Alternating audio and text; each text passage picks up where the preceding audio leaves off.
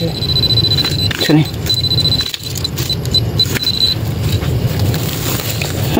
Tekan.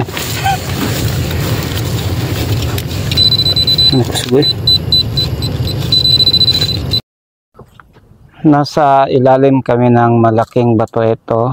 Tapos biglang tumunog yung metal detector natin dito sa ilalim. Yung GP pointer. Ang problema nga lang, yung tunog ng natin nung metal detector ay nasa gilid po mismo ng batong ito. Ito mga ka-TH, yung forma niya ay parang triangle. Tapos sa gitna may bilog at tapos yun parang siya, nakataas. Ibig sabihin po nitong triangle ay nasa yung treasure ay nasa nag-triangle na bato, kahoy, or either mga palatandaan ng mga marker. Tapos yung gitna, yung bilog, mga ka-TH, ang kahulugan po niyan kung susunod tayo sa libro, ang ganyang mga kahulugan mga ka-TH ay entrance, or ang ibang kahulugan niyan ay tunnel, at iba namang kahulugan niyan mga ka-TH ay daanan mga ka-TH. At yung takip na yan parang siya, nakataas, hindi siya anong tawag nito, hindi po siya katulad nito na butas. Kahulugan po niyan ay nakasarado. Ibig sabihin yung treasure na nasa gitna ng nag-triangle na bato or kahoy, may butas doon or tunnel na nakasarado. So ganyan po yung kanyang kahulugan. So dito banda mga ka-TH, may tatlong bato dito na na nag-triangle. Una, isa, dalawa, at yung square na yan po kasama sa triangle. Kung yun po ang pagbabasihan, yan, at saka ito, at saka yung malaki. Pero kung ang pagbabasihan naman ay ibang bato, ang una nating mapapansin naman ay ito, yan, at saka yung bato na yun, at saka itong tinatayuan. So posible po na ang treasure or ang kayamanan ay ay nasa asaman, layo pa. Sige, maadto ko. Okay na ni, na-set up na nako. Testingan mo kini, okay na, ay nagpinduta. Layo. Sige, maapas ko. Ikaw pre. Maapas ko. Dala lang yun. Explain sa nako ni. Okay na ni. Okay na, na-set up na. Ay nilag pinduta. Ha? Sige.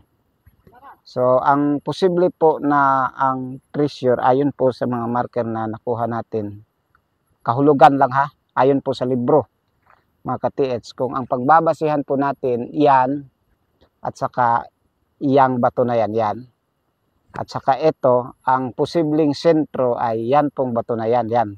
Nilagay talaga siya sa gitna, mga ka-TH. So, ganyan po yung kanyang setup dito. Pero kung ang pagbabasihan po natin sa triangle ay ito, saka yung malaki, at saka yan, posible po na ang treasure mga ka-TH ay nasa gitna, malapit doon sa bato na yun, mga ka-TH, yan sa gitna. Ngayon, ito ay ito ay interpretation natin based sa mga marker na nakikita natin dito. Pero para malaman talaga natin kung ano ang kahulugan nito, mga ka-TH, ay talaga ang sukat. Para malaman natin ang sukat, kailangan natin itong kumpasin at saka measurein, sukatin kung perfect ba yung kanyang sukat at saka perfect ba sa kompas. yung kanyang mga posisyon. Yan po yung pinaka-legit na dapat natin gawin para ma-confirm natin na ito yung sentro dahil sa bato na yan na may marker at dahil sa bato na yon at saka dahil sa bato na to.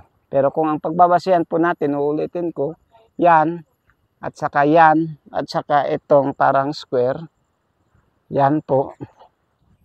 So ang magiging sentro na naman niya ay dito banda.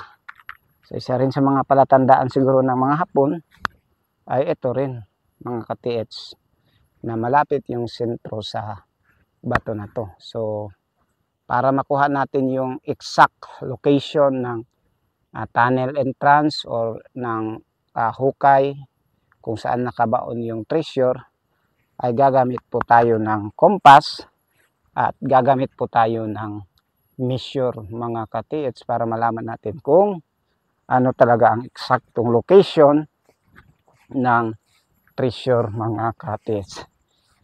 Yung mga ka-TH, nagpaliwanag tayo sandali kung ano yung dapat gawin para makita natin yung treasure.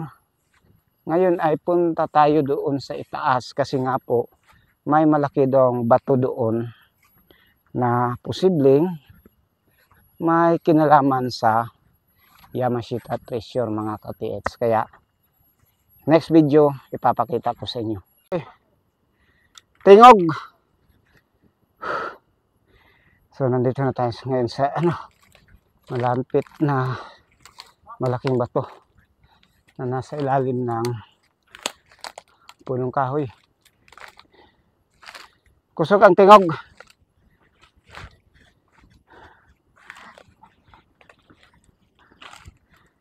Basig dikoy. Hesa.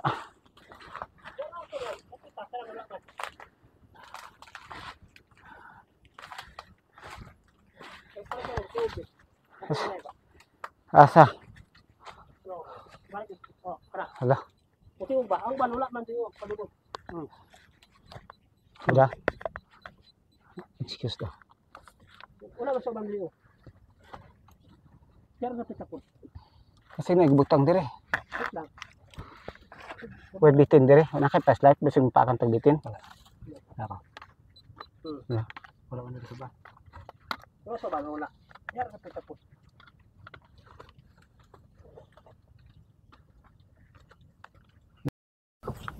Nasa ilalim kami ng malaking bato ito.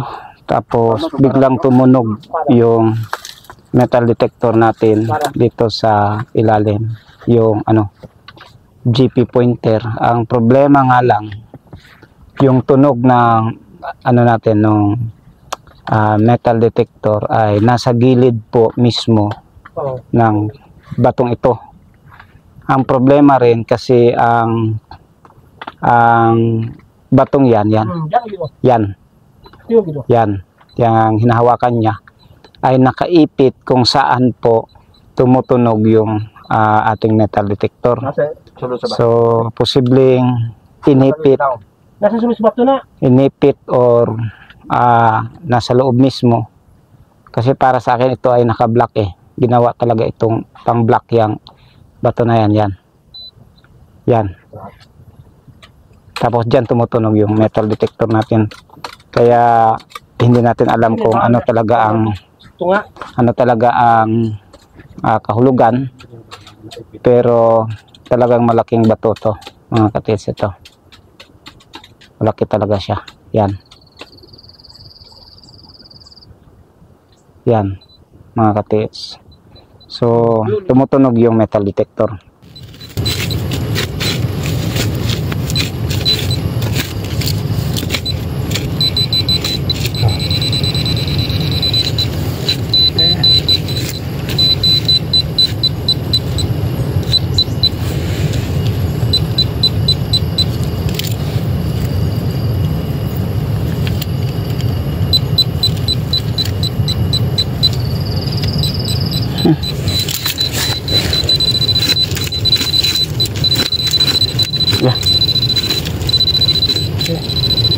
Sini.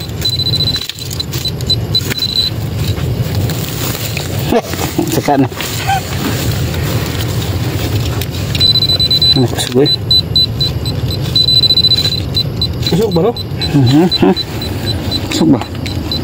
Diyan ko pre. Mo ko ni pinaka ko mato diri daw ko. Ako. Usok. Picture ako pre. Ayun ha. Picture. Picture mo. Tusog kayo.